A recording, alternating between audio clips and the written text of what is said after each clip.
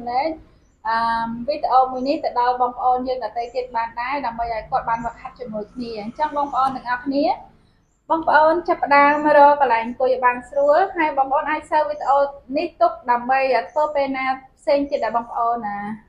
ចង់ធ្វើព្រោះពេលខ្លះយើងមិនមានពេលដូចគ្នាទេអ្នកខ្លះទៅនេពេលម៉ោងផ្សេងៗគ្នាចាអញ្ចឹងបងប្អូនទាំងអស់គ្នាចាប់ផ្ដើមរកការអង្គុយមួយដ៏ស្រួលបួលចាបលែងខ្លួនអស់ទៅឲ្យធូរដកដង្ហើមចូលតាមច្រមុះរបស់យើងដកដង្ហើមចេញយើងបលែងចោលតាមមាត់របស់យើងឲ្យអស់ចោលដង្ហើមចូលតាមច្រមុះដកដង្ហើមចេញតាមមាត់ឲ្យលឺខ្យល់ឲ្យខ្លាំងចេញមកតាមមាត់របស់យើងណាដកដង្ហើមចូលតាមច្រមុះដកដង្ហើមចេញតាមមាត់ធ្វើឲ្យបាន5ដងដកដង្ហើមចូលតាមច្រមុះដកដង្ហើមចេញតាមមាត់ដង្ហើមចូលតាមច្រមុះដង្ហើមចេញតាមមាត់បន្ទាប់មកយើងដកដង្ហើមចូលតាមច្រមុះដកដង្ហើមចេញឲ្យអស់តាមច្រមុះវិញយើងតាមមកយើងយកដៃស្ដាំរបស់យើងដាក់នៅលើទ្រូងផ្នែកខាងឆ្វេងយើងចាប់ផ្ដើមទះទ្រូងរបស់យើងផ្នែកខាងឆ្វេង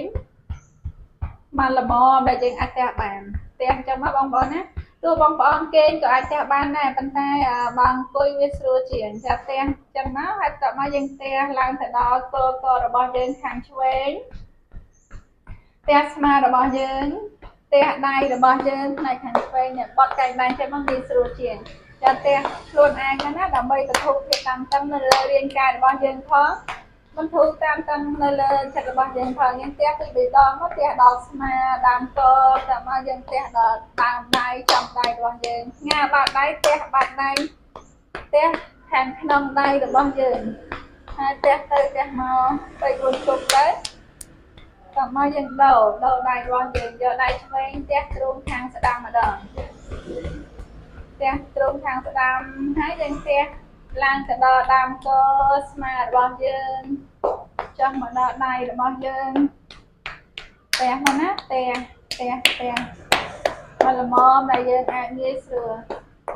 មិនឈឺរាងកាយរបស់យើងទេហើយក៏មិនស្រាលពេកអញ្ចឹងតើមកយើងទះខាងក្នុងបន្ទាប់ពីទះខាងក្រៅហើយយើងទះខាងក្នុងទះខាងក្នុងទះខាងក្រៅទះឲ្យសឹកខ្លួនមកតើមកពេលយើងហើយយើងយកដៃទាំងពីរមកទះនៅលើទ្រូងរបស់យើងទះនៅលើទ្រូងរបស់យើងទះមកក្រោមទ្រូង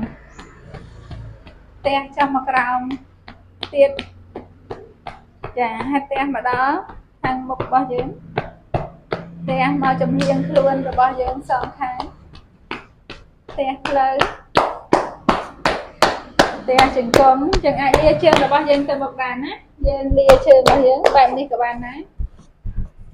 យើងលាយើងទះទៅដល់មុខទះនៅចំហៀងទះទៅដល់ចង្កេះរបស់យើងខាងក្រោយនេះហើយត្រឡប់មកវិញទះមកដល់លើទះដល់ស្មាហើយយើងទះដៃទាំងពីរនៅលើករបស់យើងផ្នែកខាងក្រោយស្មាខាងក្រៅរបស់យើងផងចាតមកដល់មុខរបស់យើងទះធ្នមទះផ្ងាទះក្បាលរបស់យើងចាទះតិចដើម្បីឲ្យស្រឡះខួរក្បាល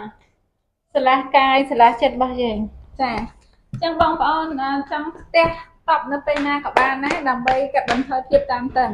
ហើយដកដង្ហើមចូលដកចេញបលែងចោលភាពតានតឹងដកចូលតាមច្រមុះដកចេញអូខេចុះបងប្អូនអាច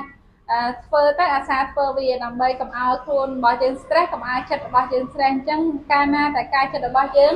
បន្ថយការ stress ហើយយើងក៏អាចមានធម៌ពលកាយចិត្តត្រឡប់មកវិញបានច្រើនដែរចាអញ្ចឹងនៅថ្ងៃនេះខ្ញុំសូមជូនប៉ុណ្ណឹងយើងនឹងជួបគ្នានៅឱកាសក្រោយទៀតចាអរគុណច្រើនសង្ឃឹមថាបងប្អូនទាំងអស់គ្នាបានសេចក្តីសុខទាំងអស់គ្នា